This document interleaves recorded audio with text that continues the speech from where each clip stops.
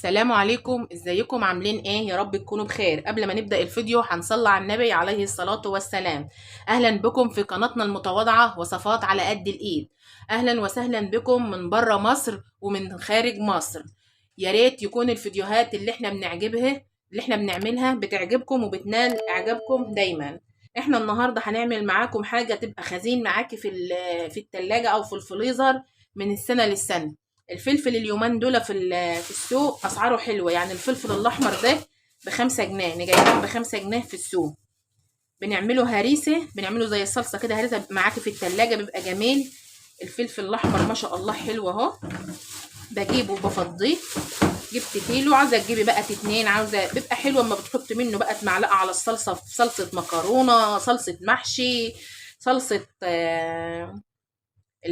بتعملي صينيه بطاطس، الحاجات دي. انا معايا هنا كيلو من الفلفل ده بارد ماهوش حار. الفلفل الحار اللي غالي، الفلفل الحار الكيلو ب20 جنيه. جبت ربع كيلو بس. انا بعملها هريسه وبتفضل معايا من السنه للسنه. انا معايا البرطمان ده انا عاملاه من السنه اللي فاتت، حطاه في الفريزر ما شاء الله معايا اهو. بحطه في الفريزر وبطلع اخد منه زي ما انا عاوزه. هعمل معاكم ده وهعمل ده، هعمل الحاره لوحدها والبارده لوحدها. هعملها معاكم بطريقه سهله وبسيطه وهتعجبكم.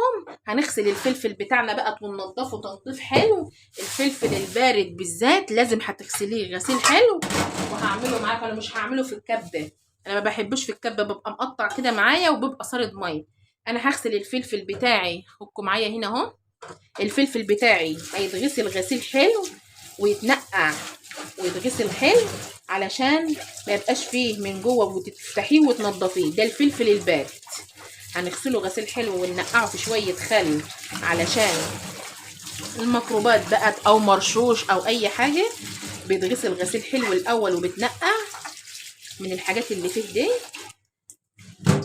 حاجات هتنفعك في الفريزر، هتحطها معاكي هتفضل معاكي من السنه للسنه موجوده، وبتبقى جميله وبيبقى ريحتها حلوه بقى في الاكل وفي الحاجات دي، بيبقى ريحتها جميله تحفه. الراجل اللي حط لي قرن الكبير ده مش هعمله، هحوشه.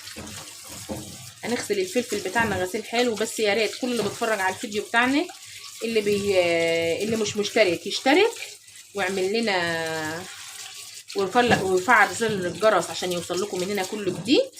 واللي متفرج علينا يعمل لنا، واللي مشترك يعمل لنا كومنت حلو كده علشان نعرف اللي انتوا بتتابعونا. ولو عاوزين اي حاجه تانية اعملها لكم قولوا لي في الكومنتات وانا هعملها لكم. يعني اللي عاوزه تستفسر عن اي حاجه او عاوزه تعمل حاجه تقول لي عليها وانا هعملها لكم. ويا ريت تتفرجوا على الفيديو للاخر علشان اللي بيتفرج على الفيديو على حبه صغيرين يعتبر هو كده ما اتفرجش على الفيديو خالص. يا ريت تتفرجوا على الفيديو للاخر. عامله البوله بتاعتي دي ميه، احط عليها شويه خل صغيرين كده، وهغسل الفلفل بتاعي غسيل حلو اهو. هغسله غسيل حلو وهنضفه وهرجع لكم تاني وانا بنضفه هنقول لكم هنعمل فيه ايه. رجعت لكم تاني بعد ما غسلت الفلفل بتاعي غسيل حلو وشطفته بقى جميل بقى بيلمع وحلو اهو ونضيف. هعمل ايه؟ الفلفل بالذات تحت ميه جاريه كده هتقطعيه وتشوفي في قلبه، اغسليه من جوه ومن بره. هقطعه مكعبات صغننه كده وهحوش البذر منه. الفلفل الحار اما نيجي للفلفل الحار بقى هقول لكم هنعمل فيه ايه. ده هحوش البذر منه كده وهنضفه زي ما انتوا شايفين اهو. هنضفه بالكميه دي وهقطعه كده حتت صغيره وهحطه في الحله بتاعتي. هعمله كله بنفس الطريقه دي وهرجع لكم تاني هقول لكم احنا هنعمل فيه ايه. الفلفل لازم تفتحيه من جوه وتنضفيه من جوه علشان ساعات بيبقى فيه حاجات مش كويسه من جوه. لازم الفلفل يتنضف حلو من جوه، مش تقطعي بس كده من بره وخلاص، لا تفتحيه من جوه وتنضفيه عشان بيبقى ساعات مش نضيف. هخلص كل الكميه بتاعتي دي وهرجع لكم تاني هقول لكم هعمل فيه ايه. خلصنا معاكم الفلفل اهو، نضفته كله تنظيف حلو اهو زي ما انتم شايفين. انا كنت هعمل ده لوحده وكنت هعمل الفلفل الحار لوحده، بس انا قلت هعملها كلها على بعضها تبقى ايه مش حاميه قوي، يعني تبقى حلوه شويه. ده ربع كيلو فلفل حراق هغسله برده نفس النظام، هغسله غسيل حلو زي ما انتم شايفين اهو. الفلفل ده بيبقى فيه طين كتير، بتغسل غسيل حلو وبتنضف، بس مانيش هنضفه بقى بالسكين. الفلفل الحراق حذاري حذاري منه، عشان لو ايدك بقى حاره وجيتي عملتي جيتي حطيتي ايدك على عينك او غسلت وشك او الكلام من ده، بيبقى نار يعني. اكفينا الشر يا رب. انا هنضفه بالمقص بتاعي، هيبقى همسك كله من العيدان كده وهنقصقصه اقصقصه بالمقص. ما تعمليش بايديك. هغسله غسيل حلو وهجهزه وهحطه على الفلفل ده، وهرجع لكم تاني هقول لكم هنعمل فيه ايه بقى الخطوه التانيه. رجعت لكم تاني بعد ما قطعت الفلفل الحراق وحطيته عليه. عاوزه تحط عليهم فصين توم حطي، بس انا ما بحبش احط عليها توم، بحبها تبقى ساده كده، وانا ابقى احط التوم براحتي. احط عليه، هعمل ايه دلوقتي؟ احط معلقه ملح واحده كده عليه، معلقه ملح واحده، وهحط كوبايه ميه.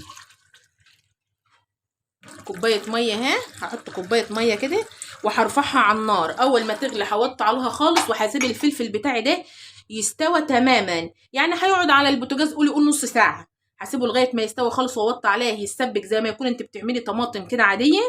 وبعد ما بخلصها بقى بروح واخداها واروح فرماها في قلب الخلاط، واعملها زي البيوريه دي اللي اسمها الهريسه. بس دي ما هتبقاش حاميه قوي، انا كنت بعمل دي الواحده ودي الواحده بس مش مستاهله يعني. هنعملها ما تبقاش حاميه قوي. هرسه شطه بقى بتحطها على اي حاجه. اما نيجي نعمل الكاتشب بتاعنا هنحط منها حته، زي ما انا بطلع كده من الفريزر وبحط منه حته عشان يبقى حر. عاوزه تعملي دقه سمك، عاوزه تعملي بتنجان، عاوزه تحطي منها في جميع انواع المكرونه، صينيه البطاطس، اي حاجه بتتحط منها. انا هرفعها الوقت على النار وهوطي عليها خالص وهسيبها لغايه ما تستوي خالص، وهرجع لكم قبل ما اضربها في الخلاطه واقول لكم شكلها بيبقى عامل ازاي. رجعت لكم تاني اهي بعد ما استوت معايا خالص اهو. شوفوا هوريكم استوت ازاي. استوى معايا خالص الفلفل اهو، وسبته لغايه ما بتهرس معايا خالص اهو. بقى عامل زي المربى. بروح جايه بقى ضرباه في الخلاط، ما عادش فيه الميه اللي فيه دي انا ما برميهاش. انا هفرمه بالميه اللي فيه دي. الميه اللي نازله دي ما بتترماش، انت بتفرميه بالميه اللي نازله دي عشان الخلاط يشتغل. انا هعبيها في قلب الخلاط. يا ريت الفيديوهات اللي احنا بنعملها دي تكون بتنال اعجابكم دايما. وهقول لكم تاني معلش يعني استحملوني شويه. اللي بيتفرج عليا وماهوش مشترك يشترك في القناه ويفعل زر الجرس، عشان كل ما اعمل فيديو جديد ينزل لكم الفيديو اللي انا بعمله. واللي مشترك معانا يسيب لنا كومنت حلو كده واضغط لنا لايك عشان الفيديو بتاعنا يشاف، والناس تشوف الفيديو بتاعنا دي وتعمل الحاجات اللي احنا بنعملها. اهو احنا بنعلمكم وبنتعلم برضو. يعني انا برضو بتعلم حاجات جديدة عشان اعملها لكم واوصل لكم المعلومة اللي انا بعملها. هي حاجات يعني بسيطة. الفلفل رخيص في السوق، ماهوش غالي. الفلفل في السوق الوقتي ب5 جنيه، اللي ماهوش حار. هتجيبيه وهتعملي منه الخلطة دي، هتحطها عندك في التلاجة بقى في الفريزر. عاوزة تحطها في التلاجة بتحطها في علبة وتحط عليها شوية زيت على الوش. هتحطها في الفريزر بتحطها في الفريزر، ما بتحطش عليها زيت، ما بتحطش عليها اي حاجة، هي شوية الملح اللي احنا حطيناهم وخلاص. هفرمها وهوريلكم شكلها عامل ازاي. ما شاء الله عملت معايا كمية حلوة اهي. هتفضل معاكي في الفريزر من السنة للسنة. بتبقى جميلة حلوة معاكي، تستعمليها في كل الحاجات اللي انت بتحبيها بقى الحاجات الحارة. وعاوزة تحطها في الفريزر بتحطي في علبة صغيرة، ما تكتريش، علبة صغيرة او برطمان صغير تحطي فيه على قد ما انت عاوزة، تحط على وشها شوية زيت. هتفضل معاكي في التلاجة حبة كتار.